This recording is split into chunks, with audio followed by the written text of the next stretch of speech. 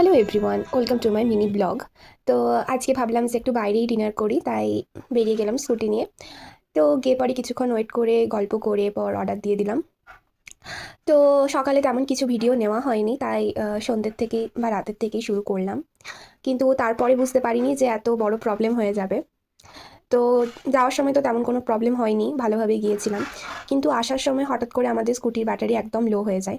মানে আমরা অনেক কষ্টের মধ্যে দিয়ে আমরা আসি। তো তাই বাড়িও মানে পুরোপুরিভাবে পৌঁছাতে পারিনি, তার আগে আমার মামা বাড়ি পড়ে, সেই জন্য মামা তো বাড়িতে স্কুটির গিয়েছিলাম। অবস্থা মানে দেখতে পাচ্ছ, আমার ফোনেও ঠিকঠাক উঠছে না, মানে একদমই চার্জ নেই, একদম লাল। তো আমরা 5 কিলোমিটার এরকমভাবে এসেছি, মানে জঙ্গলের রাস্তা দিয়ে, ঠাকুরের নাম করতে করতে, কখনো ভূতের নাম করতে করতে।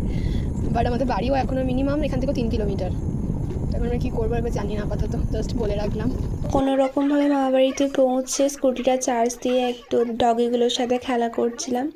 দেন বাড়ি পৌঁছে আমরা মুভি দেখতে শুরু করে দিয়েছিলাম, কনজারিং। আগেও দেখেছিলাম, তাও আবার দেখলাম। It's Cindy. She's in my room. She's sleepwalking again.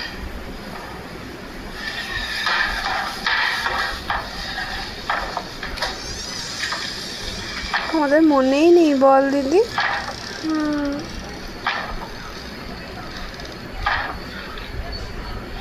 I've never seen her do this before. আমাদের 2:30 নাগাদ মুভি দেখা শেষ হয়েছিল। তো দেন আমাদের এত খিদে পেয়েছিল, ভাবলাম যে চলো চিকেন পকোড়া বানানো যাক। সকালে চিকেন হয়েছিল, পনির হয়েছিল মাশরুম দিয়ে। তো তাই আমরা আবার চিকেন পকোড়া বানিয়ে খেয়েছিলাম।